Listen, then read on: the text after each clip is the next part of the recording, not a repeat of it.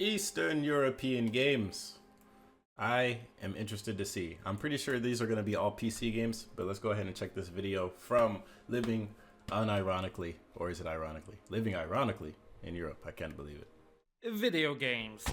A beautiful entertainment medium crafted by a group of passionate people, known for providing countless hours of fun in exchange for failing grades in school. Normal. This artificial dopamine booster took the world by storm during the 1980s, and as time passed, the industry only grew larger and larger. Today, the video game industry is a money printing machine that managed to spread all over the globe, including Eastern Europe. Yeah. The game development scene in Eastern Europe has a distinctive history shaped by political shifts, economic hardships, and totalitarian regimes. Video games did not align with socialist values, being that, they were produced by the decadent capitalists of the West and were seen as a waste of time, which hindered their initial popularity. Add to that the harsh living conditions in Eastern Europe during the 80s and 90s, and it has become clear why most people prioritize survival over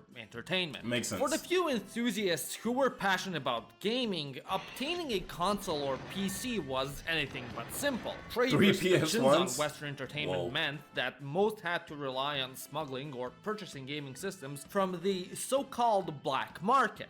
In reality, these were just regular flea markets that specialized in gaming-related goods, offering everything from bootleg arcade machines and DIY clone consoles to pirated games. With no legal distributions or piracy laws in place, these markets attracted a loyal base of hobbyists enticed by affordable prices. Flea markets remained the primary source for gaming hardware and software until the fall of the Soviet Union. The breakup of the USSR opened Eastern Europe and post-Soviet countries to international trade, gradually rendering these underground markets obsolete. The general populace could now purchase brand new consoles legally. But I bet there's still some cool stuff at those flea markets, man.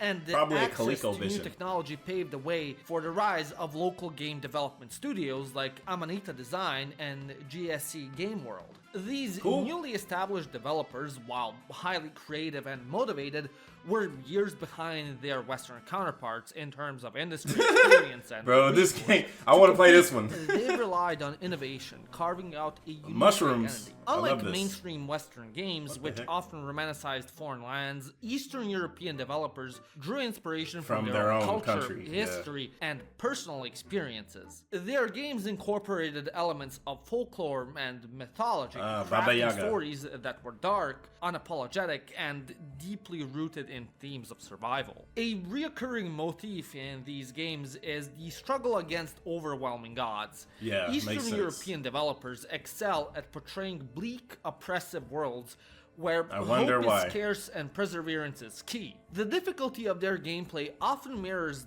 this theme, reinforcing the idea that success requires resilience, strategy, and skill. This pain simulator approach to storytelling comes naturally to Eastern European creators, whose history is marked by war, famine, corruption, and poverty. If they ever run out of personal hardship to draw from, they can always find inspiration in the works of Dostoevsky and other literary giants from the region, whose books, instead of a cliffhanger, leave you with a gun in your mouth. Beyond their focus on grim realism, Eastern European games also emphasize logic, problem solving, and skill-based challenges. This tradition can be traced back to Soviet and Yugoslav educational methods, which heavily promoted chess as a tool for developing critical thinking. Early computer programs reflected this mindset, with many of the first Eastern European-made games being math-solving applications designed to sharpen mental agility. However, amongst these functional tools, one influential gaming giant would soon emerge that would take the world by storm. This is a game that needs no introduction. One of the greatest Masterpiece. It has not only withstood the test of time, but has also had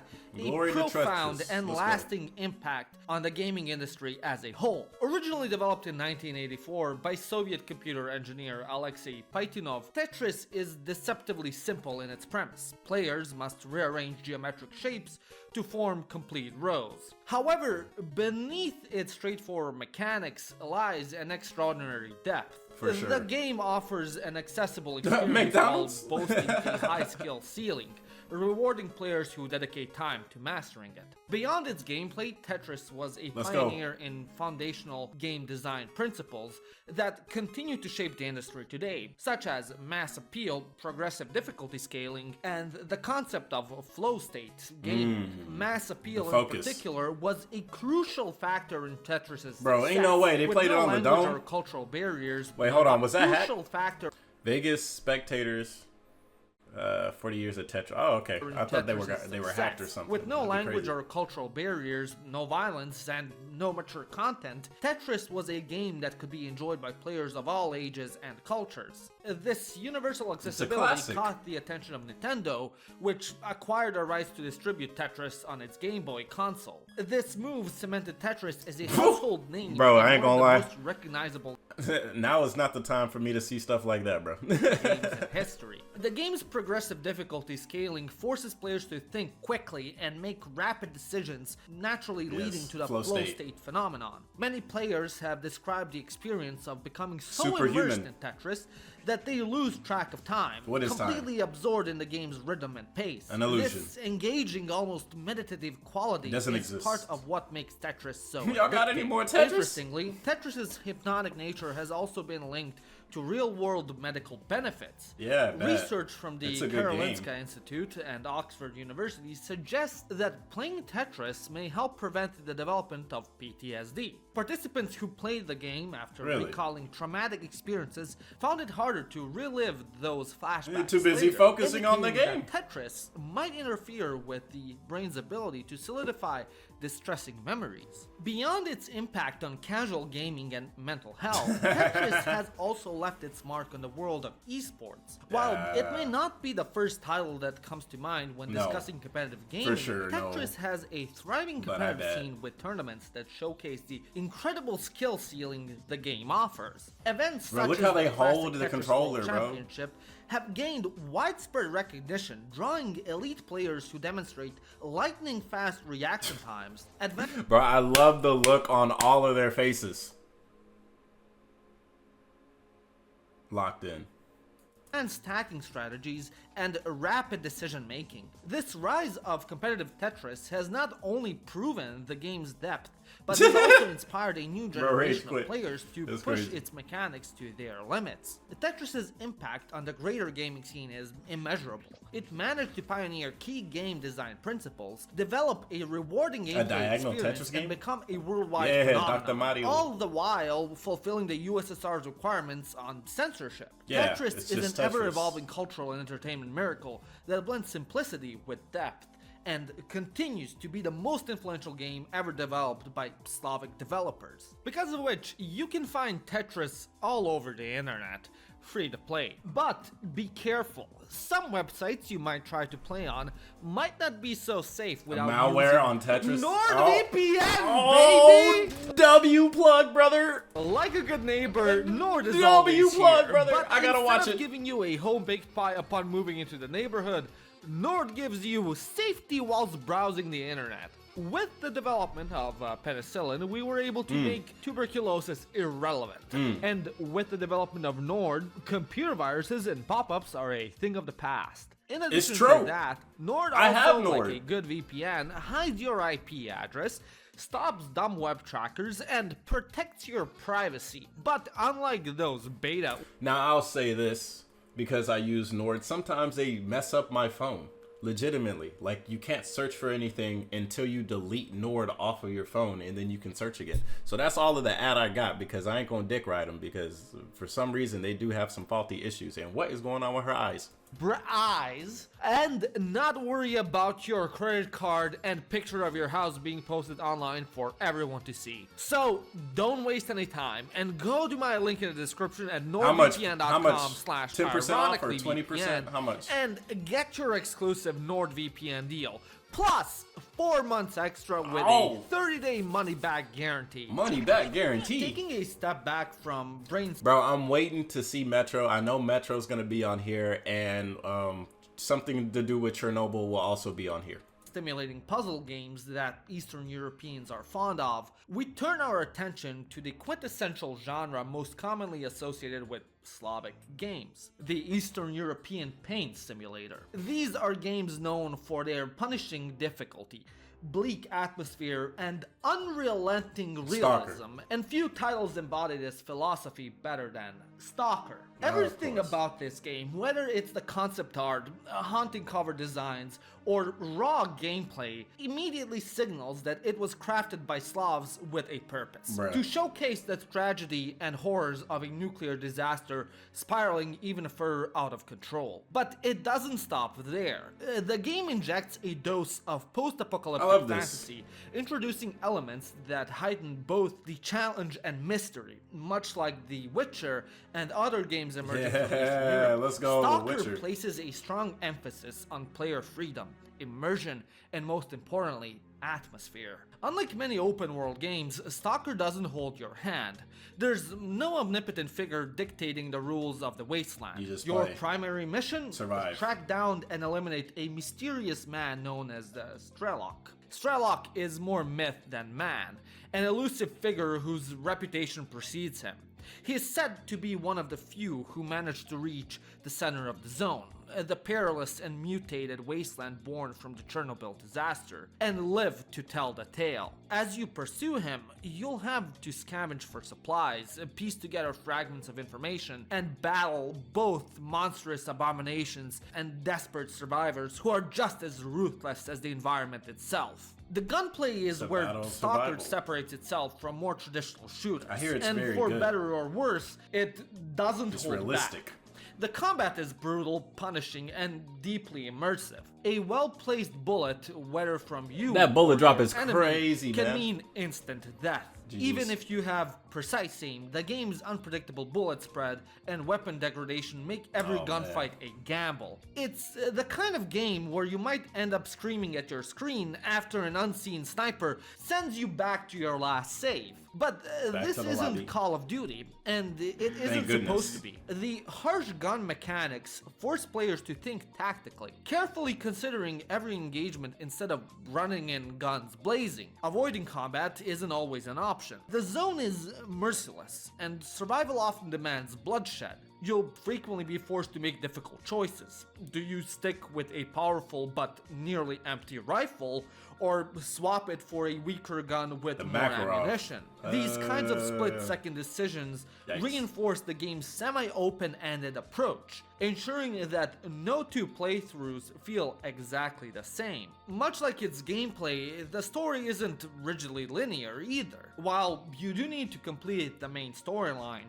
Stalker offers plenty of freedom to explore, take on side objectives, and stumble into dynamic, unscripted encounters that keep you on edge. Every action you take has consequences, and major decisions can even alter the game's ending. This level of agency, combined with the game's unpredictable world, ensure that players feel like they are truly surviving in the zone rather than just following a predetermined path. Beyond its punishing difficulty and immersive gameplay, Stalker stands out in the gaming landscape for a number of reasons.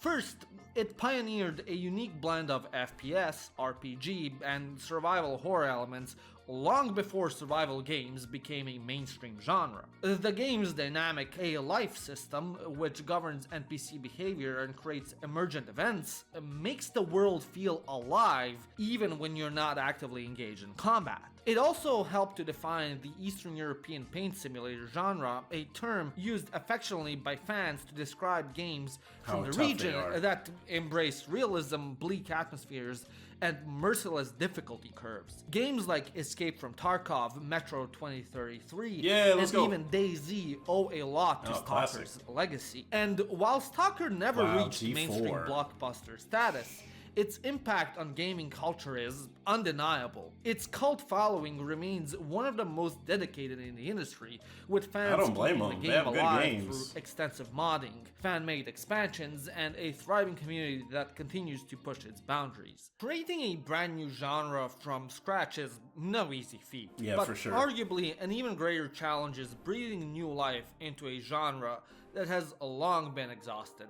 Zombie stories often fall into predictable patterns, with many struggling to differentiate themselves from existing works. However, the Polish studio Techland defied the odds with Dying Light, a game that embraces the familiar tropes of the zombie genre while delivering a fresh, one-of-a-kind experience. At the heart of Dying Light is Kyle Crane, an undercover operative sent into the quarantine city of Haran to retrieve sensitive documents that could determine the fate of the outbreak. On the surface, his mission is straightforward, but the deeper he delves into the city's ruins, the more tangled his morality becomes. It gets complicated. Crane finds himself torn between completing his assignment and aiding the desperate survivors who rely on him. However, Crane's mission becomes far more personal when he discovers he has been infected. What started as a race to complete his assignment soon turns into a desperate fight for his own survival. As the virus slowly takes hold, he is forced to confront not just the relentless hordes of undead, but also the terrifying reality that he may soon become one of them. The game's defining feature is its fluid parkour system, which allows players to scale rooftops, leap across ledges, and use verticality as a means of both traversal and survival. This movement-based gameplay isn't just for show, it plays a crucial role in evading danger, especially during nighttime. The skill tree complements this by allowing players to upgrade their parkour abilities, combat techniques, and survival instincts. As Crane gains experience, he becomes more adept at crafting weapons, enhancing his agility, and executing deadly melee attacks against both human enemies and the undead. But Dying Light is more than just a parkour-driven zombie brawler. It is a game of duality. By day, players scavenge for resources, craft weapons, and fight off slow-moving infected. By but night, once the sun sets, the game transforms into a terrifying survival horror experience. This shift in tone is driven by the volatilities, Techland's horrifying evolution of the traditional alpha zombie. These grotesque, hyper-aggressive creatures are faster, stronger, and far deadlier than their shambling counterparts. They don't just lurk in the dark, they hunt in packs, relentlessly. I'll be back, guys. I gotta go get my food, so real quick. Alright, we're back and we got some Mexican food. Let's go. Chasing down anything that moves. Their blood-curdling screeches pierce the silence, signaling that you are being stalked. The only way to survive is to outmaneuver them using your enhanced parkour skills and seek refuge in safe zones, bathed in UV light, their only weakness. While the infected are relentless, they are, at their core, driven by nothing more than primal instinct. The need to feed. They do not plot, manipulate, or revel in cruelty. But in a world where survival should unite people, it instead exposes the worst in them. Yes. The real monsters aren't always the ones with rotting flesh.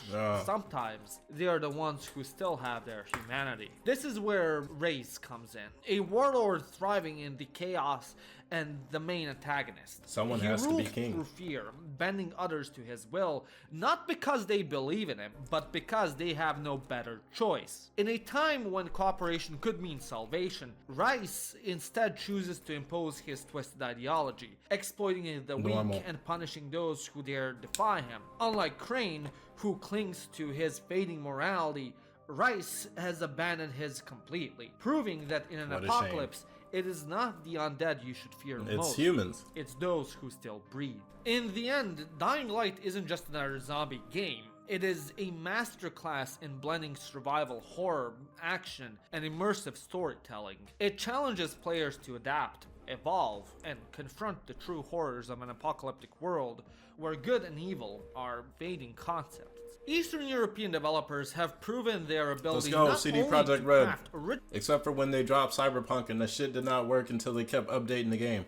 original stories, never forget, but also to pay homage to other works of art, immaculately adapting them into games. Nowhere is this more evident than the adaptation of Andrzej Sapkowski's The Witcher book series.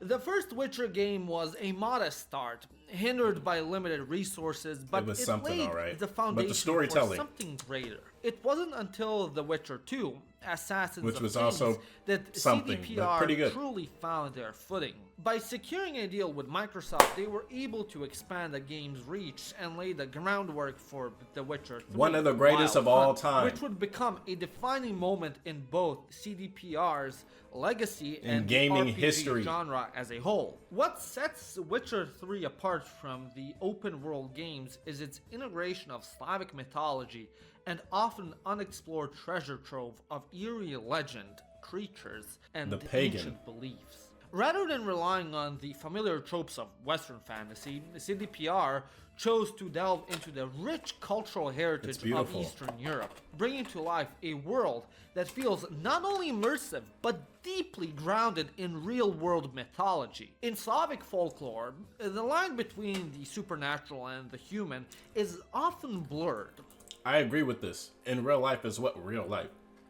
Bro, it's just because we got cars and cities and buildings and stuff like that. Go out into the woods at night. Go into these caves. Go actually adventure out into the wilderness, and you'll see some stuff that'll make you think twice about reality.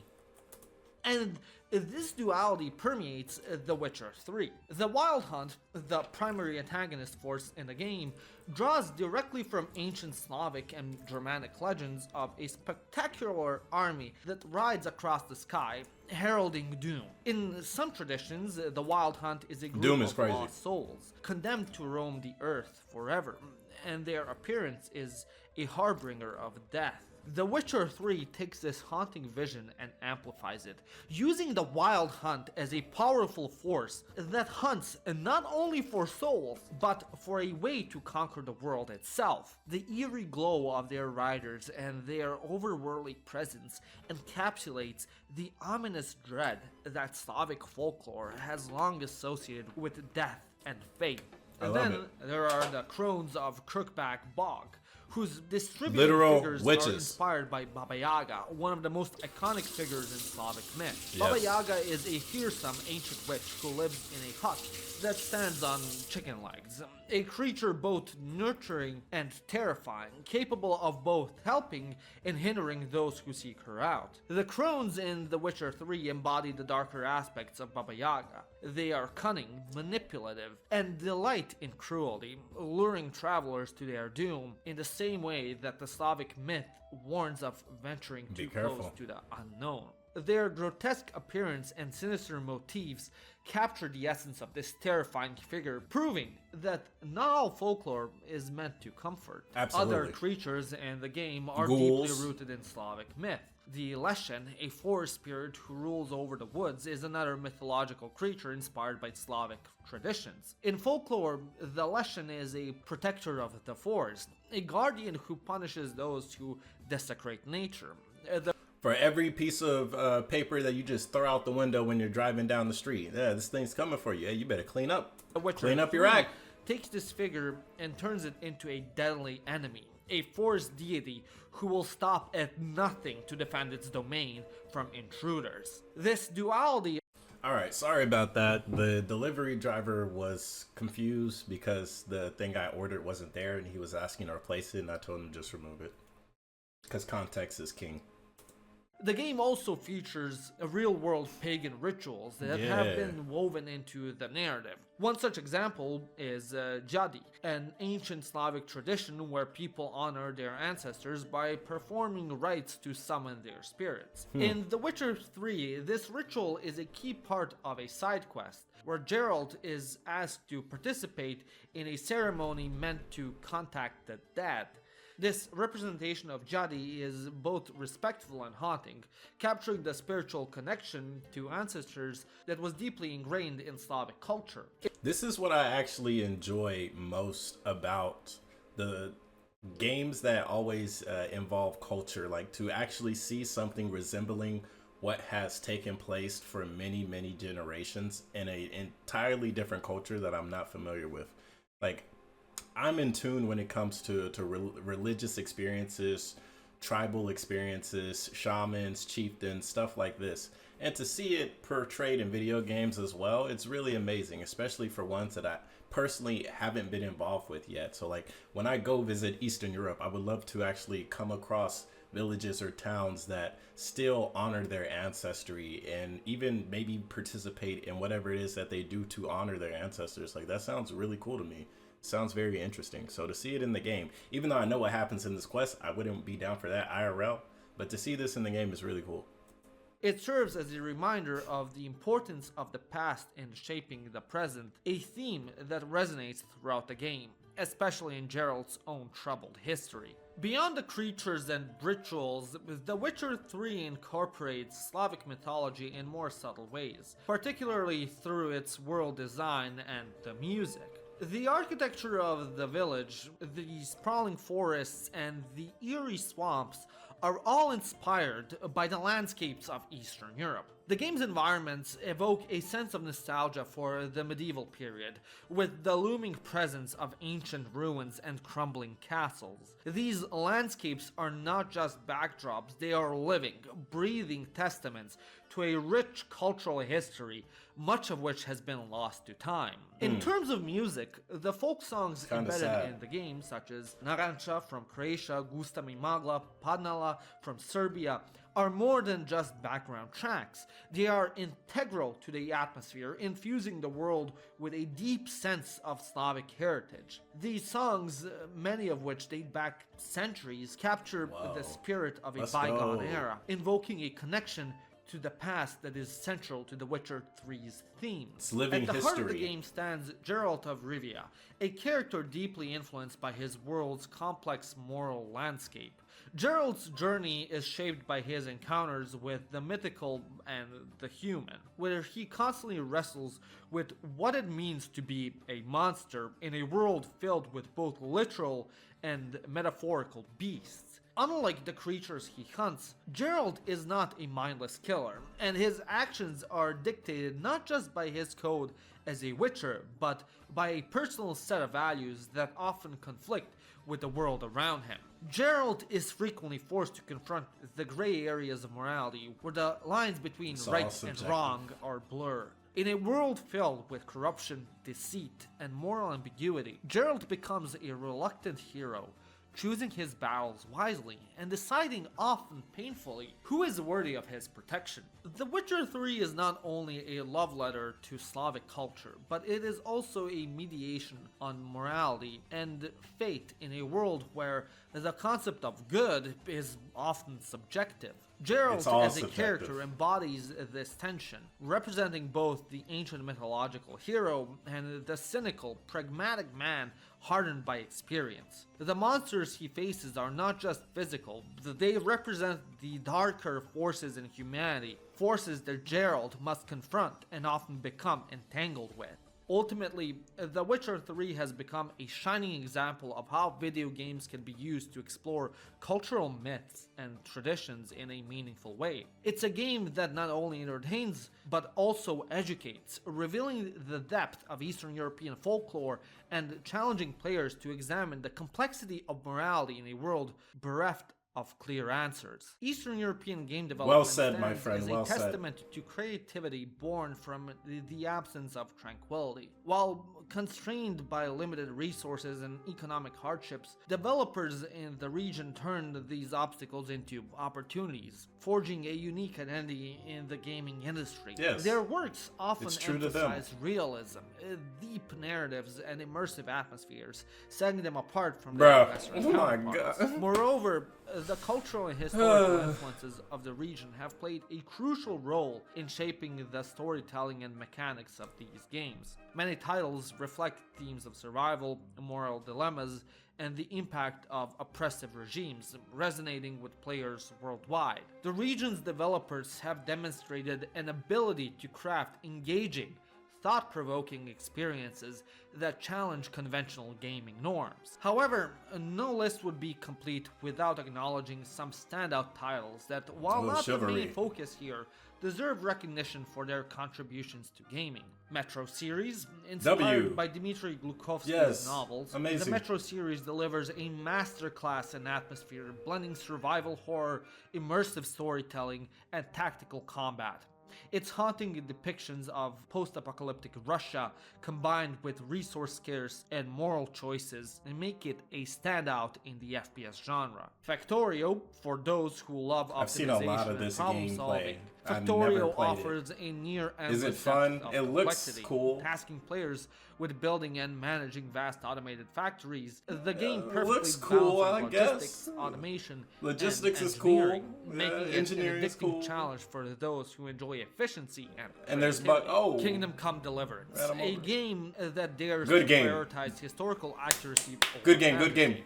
Kingdom Come Deliverance provides one of the most realistic medieval RPG experiences available. Its combat system, you learn how to read in this game, bro, and commitment to realism make it a must-play for those seeking a deep and immersive historical adventure. It's beautiful. The impact of Eastern European game development extends far beyond a single genre or title. From the cerebral simplicity of Tetris to the grueling realism of Stalker and the dynamic horror of Dying Light, these games reflect the distinct identity and heritage of the region.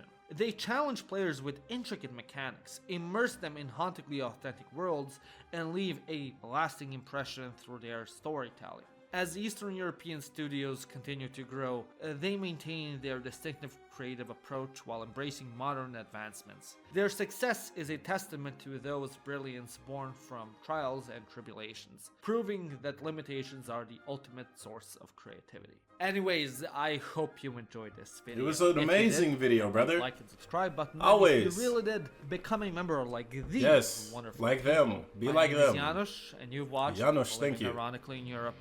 Hey, why are you living in the USA? It is not the place to stay. Bro, that outro is amazing, brother. I love it. So that was Living Ironically in Europe, talking about the Eastern European video games. And yeah, as a former gamer, I say former because I don't really play games anymore. It's always been interesting because I just played games mostly for gameplay. It wasn't later until I got into the gaming industry and it became my job to play games where I really started immersing myself more into the narratives behind stories and behind games, because you had to start looking at it from a different perspective. And it's very fascinating to see. Like, I played Metro, right? Eastern European game. But when I was young, I didn't pay attention to more of the culture behind it. I was just like, oh, it's a stealth game. And you also are in Russia. Cool. But the deeper culture, especially like when I played Witcher 3 as well, like the cultural backdrop in these video games is what makes me still interested in the medium that is gaming. I would love to play more games in general that are from different cultures that actually explore cultural heritage or anything that's more significant and meaningful besides just Call of Duty. You know what I'm saying? So anything like that, I think that would be my one reason to step back into gaming. Like, of course, maybe like a little FPS here or there would be cool as well when it comes to like Apex or something like that. But I would love to see and actually experience games in different cultures as well. Not just Eastern Europe, maybe Western Europe, maybe Central Asia, Eastern Asia, like anything, because video games are just another aspect of humanity. I know like a lot of people love to focus on whatever like their niche is and only do that. But me and my being, I love to just explore whatever it is that makes us human. And video games are very human, to the point where we have things like simulation theory, where people think, oh, we must be in a simulated experience. Well, we might be, but does that change anything that happens in your life knowing that it's a simulation? It can't, and it shouldn't, because even if it's true, what can you do about it, right? Not anything. But to be able to create a video game to experience simulation theory by putting the character in the role of somebody that was in the historic times of Eastern Europe, like in Kingdom Come Deliverance, that's absolutely amazing, right? it's 2025. Like, what was it to actually be in a time period like that? Of course, we have history books. Of course, we have films and stuff. But the things that make video games special is that they're interactive. So to have these experiences, especially cultural, be central to the gaming landscape or the gaming experience in that genre or in that game or in that title, I think that's absolutely beautiful, man. So round of applause for the humans that created video games. You guys are amazing. Shout out to all the developers working tirelessly to help basically explain more of the world. And until next time, I'll see you guys on the next one. Maybe next video we'll talk about more history, because I did check out a video on Romanian history, so check that out if you're interested in my reaction of learning. I love learning. And until next time, I'll see you guys when I see you guys. Peace.